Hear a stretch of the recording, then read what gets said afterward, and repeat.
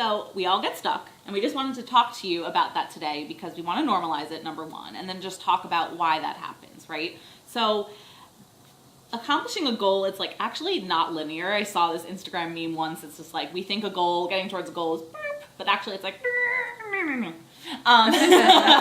exactly like that. Exactly it's that. just like that. Yes. Yeah. And it's really, really normal when you're wanting to create something new in your life, to be inspired to go after a goal, to backtrack, to get stuck, to feel like you don't want to do it anymore, to have resistance come up. Like that is actually super, super normal. And it comes back down to there's actually sometimes fear around accomplishing the goal. So something that's helpful for me is thinking about like, why am I scared of accomplishing that goal? What will happen when the goal happens? Yeah. Hashtag normalize stuckness.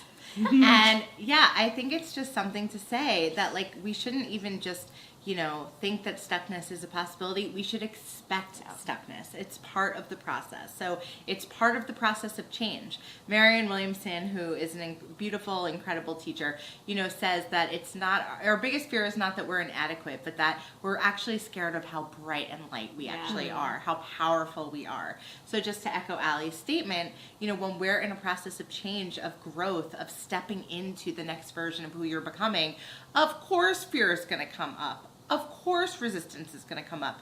We need to expect that. We need to not be so surprised. Of course it's going to come up.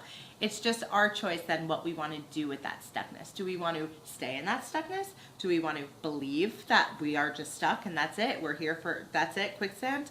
Or do we want to say, oh, of course, here's my expected stuckness.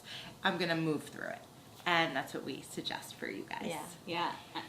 I was gonna say, knowing that you get stuck can help you can separate the winners from the losers, right? If we know that we're gonna get stuck, we don't start beating ourselves up I'm not getting there, I'm gonna just give up, right? There's a reason why on January 1st during New Year's resolutions, everyone joins the gym, and then probably by March again, January 12th. Right. So true. That everyone stops going to the gym again, right? Yeah.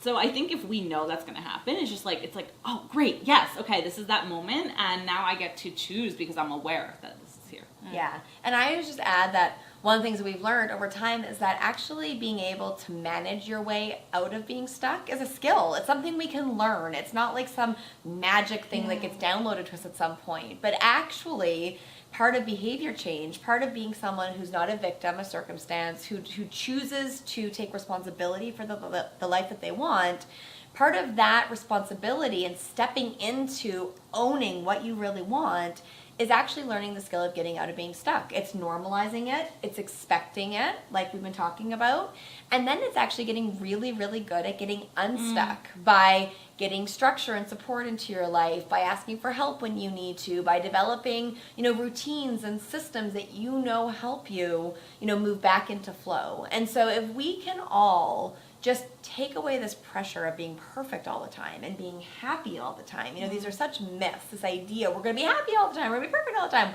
That's not real. And if instead we can embrace this trueness of life, which is that it's good, it's bad, it's happy, it's sad, we're flowing, we're stuck, we're all of those things. And our job is not to be perfect. Our job is not to be happy, but our job is to be in charge. And our job is to be in responsibility and ownership of the life that we want, and to be able to get so good at recognizing what's going on and so skilled at then allowing ourselves to get back out of the bad and into the good.